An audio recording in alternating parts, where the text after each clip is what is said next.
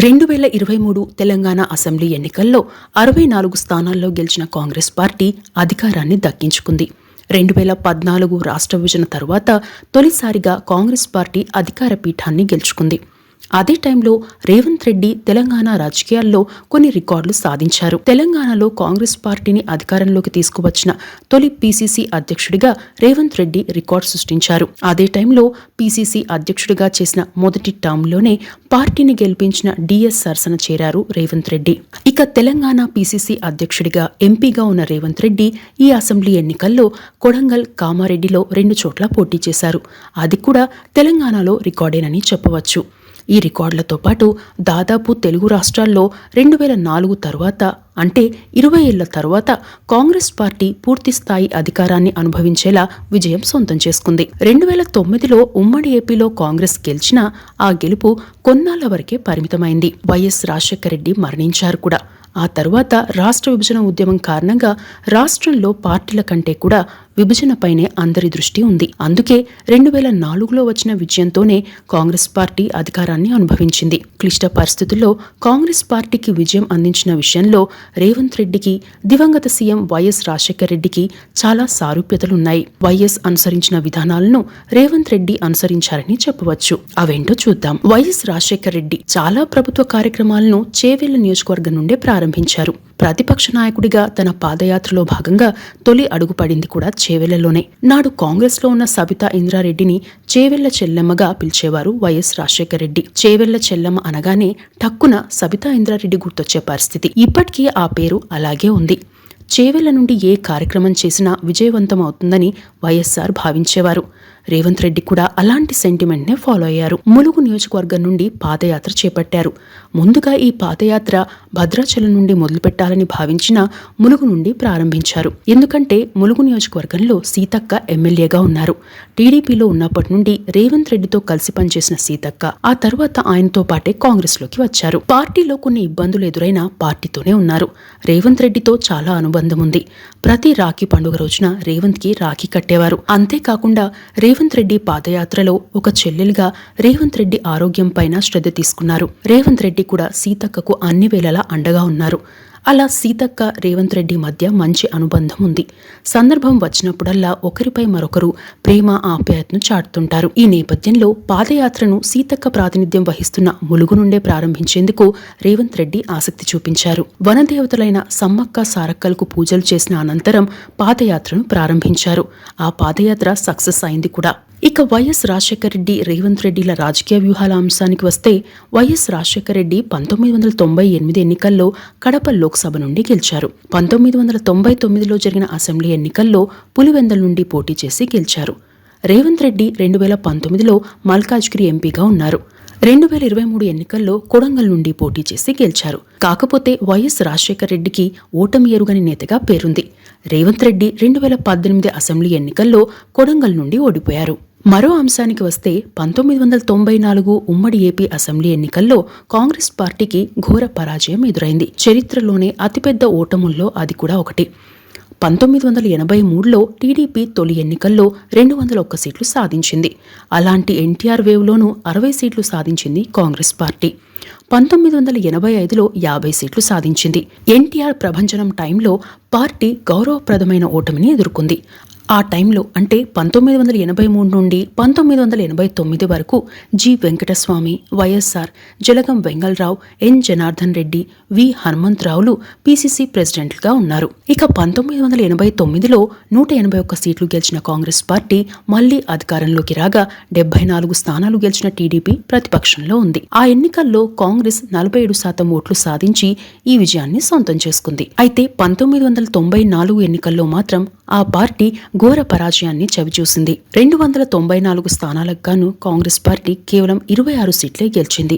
TDP 152 సీట్లు గెలిచింది. 1956 నుండి ఏపీ చరిత్రలో కాంగ్రెస్ పార్టీ గెలుచుకున్న అతి తక్కువ స్థానాలు అవేనని చెప్పవచ్చు. ఓటు శాతం కూడా 33.85కి పరిమితమైంది.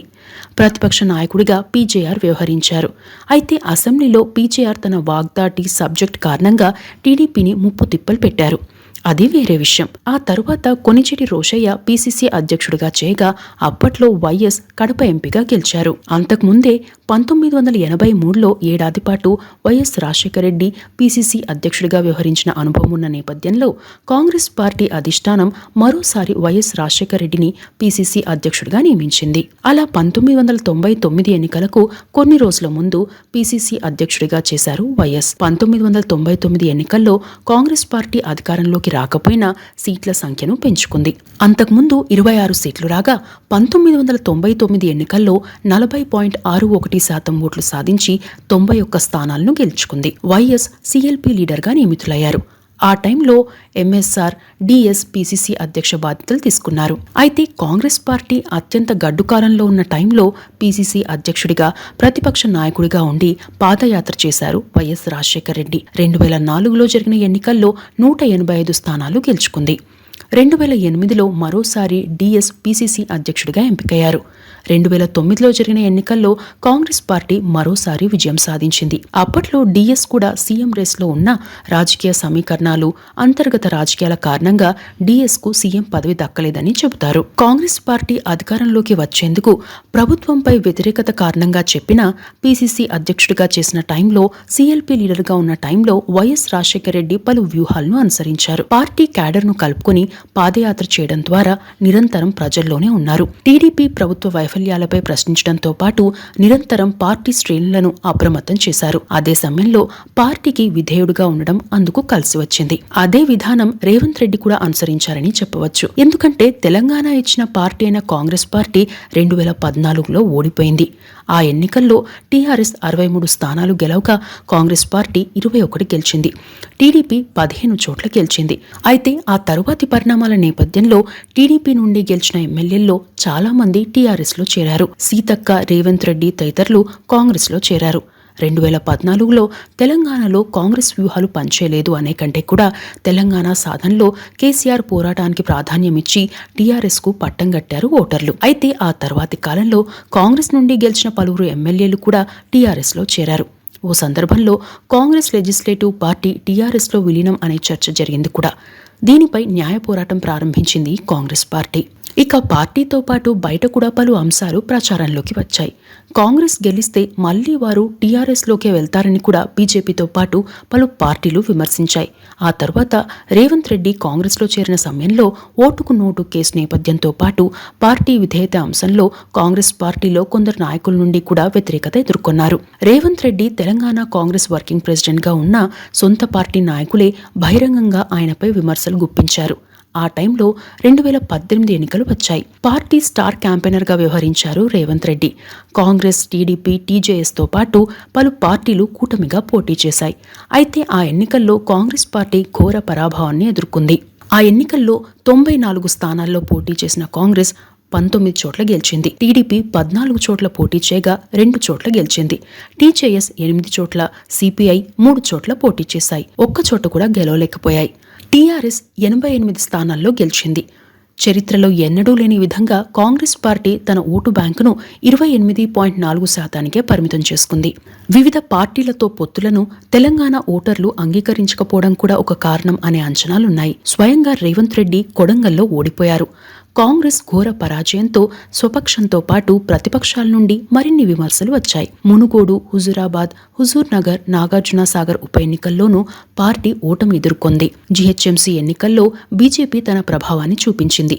దీంతో కాంగ్రెస్ ఢీలా పడింది. అదే టైంలో పీసీసీ అధ్యక్ష పదవి కోసం నాయకుల మధ్య అంతర్గత పోరు జరిగింది. దీంతో ఇక కాంగ్రెస్ పార్టీ మళ్లీ గెలవదు అనే చర్చ మొదలైంది. బీజేపీ ప్రజల్లోకి వెళ్లింది. అయితే అనూహ్యంగా 2021లో టీపీసీసీ అధ్యక్ష పదవిని చేపట్టారు రేవంత్ రెడ్డి. ఆయన అధ్యక్ష పదవిని చేపట్టిన తొలినాళ్లలో విమర్శలు వచ్చాయి.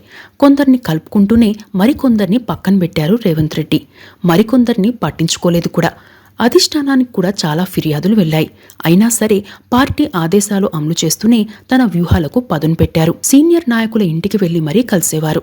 ఈ ఎన్నికలకు ఏడాది ముందు అసలు కాంగ్రెస్ పార్టీ రేస్లో ఉందా లేదా అనే చర్చ కూడా జరిగింది. బీజేపీనే ప్రత్యామ్నాయం అనే చర్చ కూడా నడిచింది. రాహుల్ గాంధీ భారత్ జోడో యాత్రను సక్సెస్ చేయడం, తాను కూడా పాదయాత్ర చేయడం, నియోజకవర్గాల్లో నాయకులు ఎక్కడికక్కడ ఎప్పటికప్పుడు ప్రజలతో ఉండేలా కార్యక్రమాలను చేపట్టడం, పార్టీలో ఎన్ని విభేదాలున్నా పలు వేదికలపై నాయకులంతా కలవడం, ప్రజల్లో ఉండేందుకు ఎక్కువగా ప్రాధాన్యమివ్వడం, సోషల్ మీడియాను వినియోగించుకోవడం, టికెట్ల విషయంలో సీనియర్లు చెప్పిన అంశాల్లో కొన్ని పాటించడం ద్వారా క్యాడర్ను, నాయకులను ఒక తాటిపైకి తెచ్చారు. అదే టైంలో నాయకుల మధ్య విభేదాలపై మీడియాతో ఓ సందర్భంలో మాట్లాడుతూ తమది నియంతృత్వ పార్టీ కాదని, ప్రజాస్వామ్యం ఎక్కువగా ఉండే పార్టీ కాబట్టి నాయకులకు భావ ప్రకటన స్వేచ్ఛ ఉంటుందని వ్యాఖ్యానించారు. ఎన్నికలకు 6 నెలల ముందు నుండే అభ్యర్థుల ఎంపిక కసరత్తు చేశారు. ఎందుకంటే 2018 ఎన్నికల సమయంలో ఇతర పార్టీలకు అవకాశం ఇవ్వకుండా కేసీఆర్ 6 నెలల ముందుగానే ఎన్నికలకు వెళ్లారు. ఒకే ప్రెస్ మీట్ పెట్టి అభ్యర్థుల జాబితాను వెల్లడించేశారు కేసీఆర్. అప్పటికి కాంగ్రెస్లో అభ్యర్థుల ఎంపిక చర్చ కూడా మొదలు కాలేదు. నామినేషన్ల గడువు చివరి రోజున కూడా పొత్తులు, టికెట్ల కేటాయింపు జరిగింది. చివరి నిమిషంలో నామినేషన్లు వేయాల్సి వచ్చింది. ప్రచారానికి 10 రోజులకు మించి సమయం దొరకలేదు. ఈ ఎన్నికల్లో అలా జరగకుండా ముందుగానే అలర్ట్ అయ్యారు. 2004 ఎన్నికల్లో వైఎస్ రాజశేఖర్ రెడ్డి ఉమ్మడి ఏపీలోని దాదాపు 150 సీట్లను పాదయాత్రలోనే ప్రకటించేశారు. తద్వారా అభ్యర్థులకు ప్రచార సమయం దొరికింది. అదే విధానం ఎంచుకున్నారు రేవంత్ రెడ్డి. ఇక్కడే మరో అంశం ఏంటంటే వైఎస్ రాజశేఖర్ రెడ్డి కాంగ్రెస్ పార్టీ వ్యూహాలు, తన వ్యూహాలు ఎలా ఉన్నా ఎన్ఎస్యుఐ యూత్ కాంగ్రెస్ సేవలను వినియోగించుకున్నారు. ఈసారి కూడా రేవంత్ రెడ్డి సారథ్యంలోని తెలంగాణ కాంగ్రెస్ అదే పందాను అనుసరించింది. ఓవైపు ప్రభుత్వ వ్యతిరేకత ఉన్నా ఆ వ్యతిరేకత ఓటు బీజేపీకి వెళ్లకుండా కాంగ్రెస్ వైపు ఆకర్షించేలా చేశారు. 2004 ఎన్నికల సమయంలో వైఎస్ పాదయాత్రలో ఇచ్చిన హామీలపై ప్రతి గ్రామంలో చర్చ జరిగింది. ఈసారి కూడా కాంగ్రెస్ ఇచ్చిన 6 హామీలను హైలైట్ చేశారు. టీఆర్ఎస్ పార్టీ కాంగ్రెస్ ను విమర్శించేందుకు ప్రాధాన్యం ఇవ్వగా తాము అధికారంలోకి వస్తే ఏం చేస్తామనేది కాంగ్రెస్ పార్టీ ప్రచారం చేసింది. అదే సమయంలో కొడంగల్తో పాటు కామారెడ్డిలో కేసీఆర్పై పోటీ చేయడంతో రాష్ట్ర వ్యాప్తంగా కాంగ్రెస్ శ్రేణుల్లో ఉత్సాహం కనిపించింది. కామారెడ్డిలో గెలుపు విషయం ఎలా ఉన్నా కేసీఆర్కు చెక్ పెట్టే ఉద్దేశంతోనే కాంగ్రెస్ పార్టీ రేవంత్ రెడ్డిని కామారెడ్డి నుండి పోటీ చేయాల్సిందిగా ఆదేశించిందనే చర్చ కూడా వచ్చింది. మొత్తం మీద అప్పట్లో క్లిష్ట పరిస్థితుల్లో ఉన్న పార్టీని అసెంబ్లీలో పీజేఆర్, ప్రజల్లో వైఎస్లు ఎలా గట్టెక్కించారో ఈసారి అసెంబ్లీలో బట్టి విక్రమార్క, ప్రజాక్షేత్రంలో రేవంత్ రెడ్డిలు పార్టీని గట్టెక్కించారని చెప్పవచ్చు. ఈ విజయాలకు అప్పట్లో వైఎస్కి, ఇప్పుడు రేవంత్ రెడ్డికి మాత్రమే క్రెడిట్ ఇవ్వాలా అంటే సైన్యాధిపతి గెలిస్తే సైన్యం గెలిచినట్టే, సైన్యం గెలిస్తే సైన్యాధిపతి గెలిచినట్టే అని చెప్పవచ్చు.